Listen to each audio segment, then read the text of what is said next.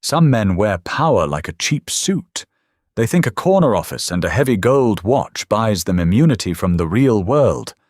Sullivan Hayes thought he was untouchable. Then he made the mistake of publicly humiliating a disabled man wearing a winged death's head on his back, concrete grey, and the rhythmic clack-drag of a carbon fibre prosthetic against the pavement. Ray Miller hated downtown. It smelled like ozone, exhaust, and forced ambition. 10 years ago, an uninsured teenager ran a red light and crushed Ray's left leg against the searing engine block of his Dyna Glide. The surgeons took the leg just below the knee to save his life. The club, the Hells Angels, made sure he kept his dignity. They built him a custom rig, shifting the gear controls to his right side. He still rode. He still wore his patches. It was noon at a high-end financial district courtyard. Sun bounced violently off the glass-paneled high-rises. Ray was just there for a mandatory meeting with his veteran affairs advocate. He stopped at a crowded, open-air cafe to grab a black coffee. It should have been a simple transaction. But the gentrified world wasn't built for men like Ray anymore. The line was tight, the patio tables were jammed together, and navigating the obstacle course with a paper cup of scalding liquid required a mathematician's focus. Sullivan Hayes moved through the world as if he owned the gravity holding it down. He was 42, the CEO of a rapidly scaling logistics software firm, and he radiated the kind of arrogant impatience born from surrounding himself with people whose paychecks depended on agreeing with him. He wore a slate-gray Italian suit that cost more than Ray's first motorcycle. Sullivan was flanked by 2 nervous junior executives talking loudly into his Bluetooth earpiece, entirely detached from his physical surroundings. Ray had just cleared the heavy glass door of the cafe, stepping carefully onto the patio. Sullivan, rushing to beat the crosswalk light at the edge of the plaza, cut a sharp, blind angle around a concrete planter. He didn't look. He didn't slow down. He plowed his shoulder straight into Ray's right side. The paper cup crushed. Dark, boiling coffee erupted over Ray's worn denim and splashed onto the pristine leather of his cut, narrowly missing his bottom rocker. Ray stumbled. The sudden, violent shift in weight threw his prosthetic off balance. He caught himself hard against the edge of a metal bistro table, his heavy boots skidding on the wet concrete. The table tipped, plates clattered. Glass shattered against the stone tiles.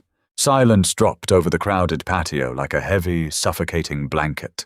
Sullivan stopped abruptly. He looked down at the dark coffee stains flecking his $400 leather loafers. His jaw tightened in immediate, venomous irritation. He didn't check if the man he hit was burned. He didn't offer a hand. "Jesus Christ!" Sullivan snapped, his voice loud enough to cut through the ambient hum of city traffic. "Watch where you're dragging yourself, pal." Ray slowly pushed himself upright. His massive, calloused hands gripped the edge of the metal table to stabilize his leg. He looked up at Sullivan. The deep, weathered lines around Ray's eyes tightened, but his expression remained flat. "You hit me." Sullivan let out a sharp, incredulous laugh. He looked back at his 2 executives, who offered weak, uncomfortable smiles, eager to support their boss. "I hit you. You're taking up half the sidewalk." Sullivan's eyes drifted down. He took in the rigid, mechanical shape of the metal pole and carbon socket visible beneath the frayed hem of Ray's jeans. Then his gaze tracked upward, settling on the heavy leather vest. The iconic winged skull. The bold red and white lettering. "Look at this!" Sullivan sneered, his voice dripping with theatrical mocking pity. The courtyard was openly watching now. Pedestrians had stopped. Phones were already subtly tilting upward from nearby tables, lenses aimed at the confrontation. "What are you supposed to be? Some kind of make-a-wish tough guy? You guys let cripples play dress-up now?" Ray didn't blink. The insult didn't flush his face with red, screaming rage. The anger of a man who has lost a piece of his body to the asphalt is a cold, dense thing. For Ray, the lost leg wasn't a tragedy. It was a daily geography. He knew the phantom pain at night, the burning itch of toes that were buried a decade ago. He knew the humiliating ache of an ill-fitting socket on a humid day. To be mocked for it by a man whose biggest daily struggle was a delayed flight didn't enrage him. It exhausted him. He simply stood there, absorbing the measure of the man in front of him. "I'm going to need you to apologize," Ray said. His voice was gravelly, quiet. It didn't project, but it carried a heavy, undeniable weight, Sullivan scoffed. He dug into his tailored trousers, pulled out a crumpled $50 bill, and tossed it onto the puddle of spilled coffee. "Buy yourself a new cup, and maybe a cane. Move out of the way before you hurt yourself, old man." Sullivan turned his back, flanked by his sycophants, and walked away toward the glass towers. He left Ray standing in a mess of brown liquid and shattered glass. Ray didn't pick up the money. He calmly retrieved a napkin from a nearby table, wiped the hot coffee off his club patches, turned around, and walked to where his custom trike was parked at the curb. He fired the ignition. The heavy, guttural roar of the V-twin engine echoed off the skyscrapers, drowning out the street noise as he pulled away. The Hells Angels clubhouse sat on the industrial edge of the city, sandwiched between a rusted metal scrapyard and a dormant shipping facility. It smelled of stale beer, heavy tobacco, and the sharp tang of metal shavings and gasoline. This was the sanctuary. The walls were lined with framed photographs, memorial plaques for dead brothers, and faded banners that had survived decades of road dust. Dean Carver sat at the head of a massive oak table in the main room. Carver was the president. He was built like a cinder block, with a thick silver beard and eyes that had seen too many unholy things to be easily surprised. He was methodically polishing the chrome casing of a primary cover with a grease-stained rag. Ray walked in. He didn't say a word. He went straight to the corner bar, grabbed a damp towel, and started dabbing the remaining sticky residue off his colors. Carver noticed the silence. He heard the rhythmic squeak of the damp towel on stiff leather. "VA give you trouble, Ray?" "No," Ray muttered, his back to the room. "Ran into an asshole downtown. Dropped my coffee." Ray wasn't the type to complain. In the culture of the Hells Angels, you handled your own grievances, or you let them slide if they weren't worth the blood. To Ray, the man in the suit was a mosquito. Annoying, loud, but ultimately insignificant. He intended to let it go. The internet, however, has a longer memory and a much louder mouth.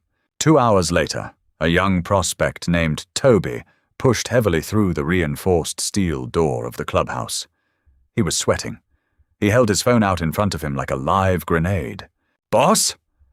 Toby said, looking nervously at Carver, then over at Ray, who was now sitting quietly in a worn leather recliner in the corner. "You need to see this." Carver wiped his hands on a shop towel and took the phone. Wade, the sergeant-at-arms, a lean, heavily tattooed man with a coiled spring demeanor, stepped up behind Carver to look over his shoulder. It was a video from the plaza, shot by a teenager sitting 2 tables away. The framing was perfect. It captured Sullivan's aggressive shoulder check. It captured Ray stumbling. And most damningly, it captured the audio with crystal clarity. "What are you supposed to be? Some kind of make-a-wish tough guy? You guys let cripples play dress-up now?" Carver watched the entire 40-second clip in silence. He watched the man throw the crumpled $50 bill on the ground. He watched the man turn his back. The video already had 400,000 views on a local community page.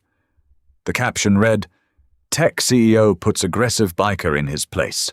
The air in the clubhouse changed instantly. The ambient noise, the clinking of bottles, the murmur of the television in the background, the hum of the refrigerator, seemed to evaporate. The atmosphere grew thick, heavy, and suffocatingly quiet. The bond inside that clubhouse wasn't built on weekend rides and matching jackets. It was forged in hospital waiting rooms at 3 a.m. Carver had sat next to Ray's bed when the surgeon came out to deliver the news about the amputation. Wade had spent 3 weekends building the wooden ramp up to Ray's front porch. When the world told Ray he was half a man, the club threw a wrench in his hand and told him to fix the carburetor. They didn't see a cripple. They saw their brother. Wade cracked his knuckles. A sharp, loud pop in the silent room. "Who is he?" "Comments say his name is Sullivan Hayes." Toby replied, rapidly, reading off a notepad. "He runs a company called Apex Logistics. Their corporate headquarters is right there downtown." Ray looked up from his recliner. "Leave it. He's a suit with a loud mouth. I'm not bringing heat down on the club over a spilled cup of coffee." Carver slowly handed the phone back to Toby. He leaned his heavy hands on the oak table. "It ain't about the coffee, Ray, and it ain't about bringing heat. A man put hands on you. A man looked at the patch on your back and spat on it in front of the whole goddamn city. He called you a cripple." Carver looked around the room. There were 12 fully patched members present. Every single pair of eyes was locked onto him. The Brotherhood of the Hells Angels is absolute. You do not disrespect the patch, and you certainly do not mock a brother's scars. Those scars were earned. "We don't beat civilians in the street," Wade said, his voice a low, raspy hum. "The cops are already looking for an excuse to raid this place. We put hands on a CEO, we go to a cell." "I didn't say we were going to touch him," Carver replied. A slow, chilling smile spread beneath his silver beard. It lacked any trace of warmth. "This Hayes guy thinks he's untouchable because he hides behind glass, PR teams, and money. He embarrassed our brother in public. In his world. So we're going to step into his." Carver walked over to the large, dry erase board where they kept track of ride schedules, bail bonds, and maintenance logs. He picked up a black marker. "Toby!" Carver ordered, his tone shifting into pure command. "Find out everything about Mr. Hayes, where he eats, where he sleeps, and more importantly, find out exactly where he's going to be in public this week. A man with an ego that big is always stepping in front of a camera. Within an hour, the dossier was built. Sullivan Hayes was hosting a massive, open-air ribbon-cutting ceremony for Apex Logistics' new regional distribution hub on the edge of the city on Friday afternoon. The mayor was going to be there, city councilmen, major investors, local news crews. It was designed to be the crowning achievement of Sullivan's fiscal year. Carver looked at the printed promotional flyer Toby had tacked to the board. "Friday," Carver said to the room. The low rumble of agreement vibrated through the floorboards. "We aren't going to break his bones. Bones heal. We're going to break the one thing men like him care about. We're going to show him exactly what happens when you spit on a dead man's skull." Carver stood by the open garage door, looking out at the rows of parked motorcycles. Chrome gleamed under the dying afternoon sun. "We ride deep on Friday," Carver announced, his voice echoing off the corrugated metal roof. "Call the charters in the valley. Call the boys up north. I don't want 10 bikes. I don't want 50 bikes." Wade stepped up next to him, lighting a cigarette. The heavy smoke drifted out into the yard. "How many?" "All of them," Carver said softly. "I want the ground to shake before he even sees us coming." Friday afternoon was a masterpiece of corporate theater. Apex Logistics had erected a massive, pristine white tent in the center of their new 100-acre distribution lot. Inside, catered waiters balanced silver trays of smoked salmon crostini and flutes of imported champagne. Outside, a towering podium was draped in the company's cobalt blue branding. Sullivan Hayes stood at the center of it all, practically vibrating with self-importance. He was wearing a custom-tailored navy suit, shaking hands with city councilmen and smiling for the local news cameras. The mayor, a balding man named Thomas, who relied heavily on corporate campaign donations, stood at Sullivan's right. To his left was Harrison, the lead venture capitalist whose firm had just pumped $60 million into Apex. Sullivan stepped up to the microphone. He tapped it twice. A sharp feedback whine cut through the polite chatter of the wealthy attendees, demanding their silence. 3 years ago, this lot was dirt. Sullivan projected, his voice echoing off the newly constructed aluminum warehouses. He flashed his signature, rehearsed smile. Today it is the beating heart of our city's economic future. We don't just move freight, we move progress. Polite applause rippled through the crowd. Sullivan basked in it. He held up a pair of oversized ceremonial chrome scissors ready to cut the thick red ribbon stretched across the loading bay doors. Then, the water in the glasses on the catering tables began to shake. It didn't start as a noise. It started as a vibration, a low, rhythmic tremor in the asphalt that traveled up through the soles of expensive leather shoes. The mayor paused mid-clap.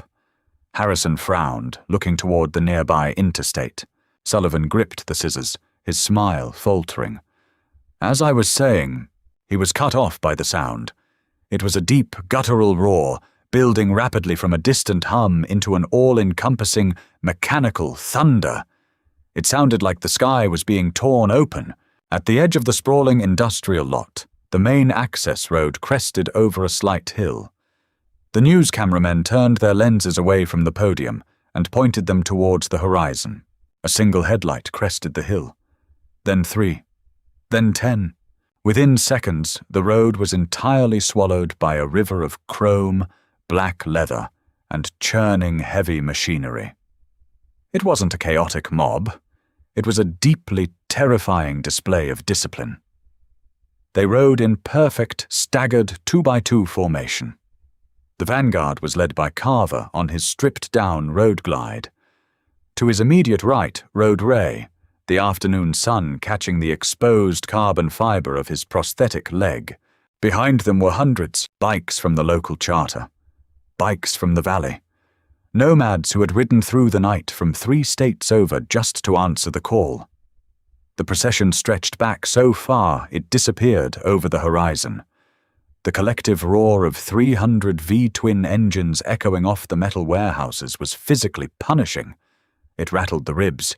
It made the champagne flutes on the catering tables vibrate until they shivered off the edges and shattered on the concrete. Panic rippled through the corporate crowd.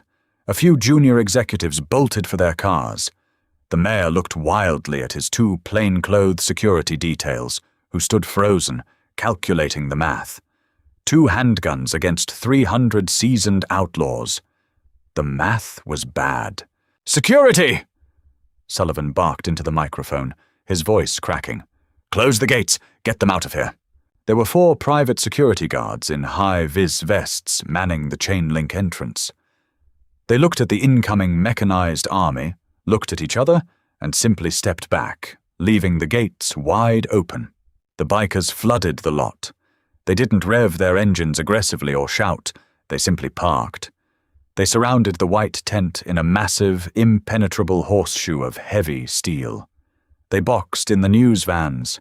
They blocked the exits. They cut off the oxygen to Sullivan's crowning moment. Carver killed his engine. Ray killed his. The silence that followed rippled backward as 300 engines clicked off in unison. The sudden absence of noise was heavier and far more intimidating than the roar had been. The air smelled of hot exhaust, burning oil, and stale road dust, completely overpowering the delicate scent of the catered appetizers. Carver swung his heavy boots off the pegs and stood up. Ray followed, the distinct clack of his prosthetic hitting the pavement echoing in the silent lot. Behind them, 300 men dismounted. They didn't draw weapons. They didn't rush the stage. They simply stood by their machines, crossing their arms, their eyes locked collectively on the podium. The pressure of their silent stare was crushing. Carver began to walk towards the stage.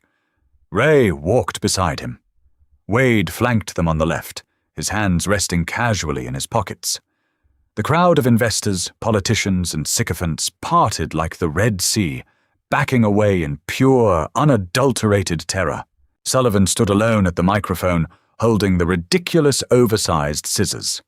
His pristine composure was gone. He was sweating through his tailored shirt. His jaw trembled. "You're trespassing," Sullivan said, trying to summon the authority he wielded in boardrooms. It sounded incredibly hollow out here in the real world. "I'm calling the police. They're already here," Carver said, his voice carrying easily without a microphone. He pointed a thick, calloused finger toward the edge of the lot. Sullivan looked. 2 black and white cruisers were parked a block away. The officers were leaning against the hoods of their cars, watching. They weren't intervening. The Hells Angels hadn't broken a single law. They were parked in an open lot during a public corporate event. Carver stopped at the base of the podium. He looked up at Sullivan. He didn't look angry. He looked entirely bored. "Sullivan Hayes," Carver said, testing the name on his tongue like a bad piece of meat. "You throw a hell of a party." Sullivan swallowed hard. He looked at the mayor, pleading for intervention, but Mayor Thomas had already taken 3 large steps backward, deeply invested in not being photographed next to the impending disaster. "What do you want?" Sullivan demanded, his voice thin and reedy. "Money. We can make a donation to your charity." Wade let out a dry, raspy chuckle. Ray remained deadpan, his eyes fixed on the man who had treated him like trash 3 days prior. "We don't want your money," Carver said. He reached into the front pocket of his leather cut. He pulled out a crumpled, coffee-stained $50 bill. "In fact, we came to give yours back." Carver tossed the bill onto the stage. It fluttered down, landing perfectly on the toe of Sullivan's polished loafer. Sullivan stared at the money. Recognition flashed in his eyes. He looked up, his gaze shifting from Carver to the man standing quietly beside him. He saw the winged skull patch. He saw the metal leg. "You," Sullivan breathed. The arrogance finally drained from his face, replaced by a cold, sickening realization. The video, the internet comments. He had completely forgotten about the incident, dismissing it as a minor inconvenience in his busy week. He hadn't realized he had kicked a sleeping wolf. Carver stepped up onto the first step of the podium. He didn't invade Sullivan's physical space. He didn't need to. "You see, Sullivan?" Carver spoke clearly, projecting his voice so the news cameras and the investors could hear every single word. "A man's true character isn't shown when he's cutting a ribbon in front of cameras. It's shown when he knocks down a crippled veteran in the street, spits on his patches, and throws money at him like a dog." Murmurs erupted from the crowd. Harrison, the venture capitalist, narrowed his eyes. The cameras pushed closer, the red recording lights glowing like predatory eyes. "That's a lie," Sullivan stammered, pointing a trembling finger. "They're extorting me. Turn the cameras off." Wade casually pulled a smartphone from his pocket. He connected it via Bluetooth to the massive PA system Apex Logistics had rented for the speeches. He hit play. The audio from the plaza echoed over the massive speakers, booming across the 100-acre lot. "What are you supposed to be? Some kind of Make-A-Wish tough guy? You guys let cripples play dress-up now?" The sound of Sullivan's sneering, arrogant voice played back to him in front of his investors, his politicians, and his employees. The silence that followed the recording was absolute. Harrison slowly lowered his champagne flute. The mayor covered his mouth with his hand, shaking his head. In the modern corporate world, optics were everything. And the optics of a multimillionaire CEO bullying an amputee veteran in public were a death sentence for a brand. "You broke my brother's cup," Carver said, his voice dropping an octave, becoming a low, dangerous growl. "You disrespected his sacrifice. You disrespected his club. You thought you could treat him like garbage because he didn't wear a silk tie." Carver stepped up to the microphone. He looked out at the crowd of horrified executives. "This man," Carver said, gesturing to Ray, "lost his leg on the asphalt. He's bled more for his brothers than any of you will ever bleed for a quarterly profit. You want to invest in a coward who kicks disabled men in the dirt? That's your business. But the Hells Angels don't let disrespect slide. Not today. Not ever. Carver stepped back. He looked at Sullivan, whose face was completely drained of color. Sullivan's hands gripped the podium so hard his knuckles were white. His empire, his reputation, his perfectly constructed public image, it was burning to the ground in real time, broadcast live on the evening news. Ray finally stepped forward. He didn't look angry. He just looked tired of men like Sullivan. Ray leaned in close to the microphone. "Keep your $50, Sullivan," Ray said quietly. "Buy yourself some manners." Ray turned his back on the CEO. Carver turned with him. Wade offered a sarcastic two-finger salute to the terrified mayor, and the three of them walked back down the aisle. As they reached their bikes, Carver raised a single fist in the air. 300 heavy V-twin engines exploded to life simultaneously. The thunder returned, shaking the dirt, the asphalt, and the glass of the newly built warehouses. The bikers didn't peel out or burn rubber. They simply fell back into their disciplined, militaristic formation. Carver pulled out first. Ray rode beside him. The river of chrome and leather slowly drained from the lot, leaving behind a thick cloud of exhaust fumes and the absolute wreckage of Sullivan Hayes' life. Sullivan stood alone on the stage. The red ribbon remained uncut. Harrison, the lead investor, was already on his cell phone, walking rapidly toward his town car. The mayor was gone. The catering staff was cleaning up the shattered glass. The news crews were busy editing the footage that would dominate the internet for the rest of the year. Sullivan Hayes had built his entire life on the belief that he was untouchable. As he stood staring at the crumpled $50 bill resting by his foot, inhaling the sharp, bitter smell of gasoline, he finally understood the truth. No one is untouchable, and some debts can't be paid with money. Power isn't a suit, a corner office, or a bank account. Real power is the respect you show others when no one is watching. Sullivan Hayes learned the hard way that arrogance carries a heavy price, and brotherhood runs deeper than corporate greed. If you believe that true karma always delivers the right lesson to those who abuse their status, hit the like button, share this story with someone who needs to hear it, and subscribe for more unforgettable stories.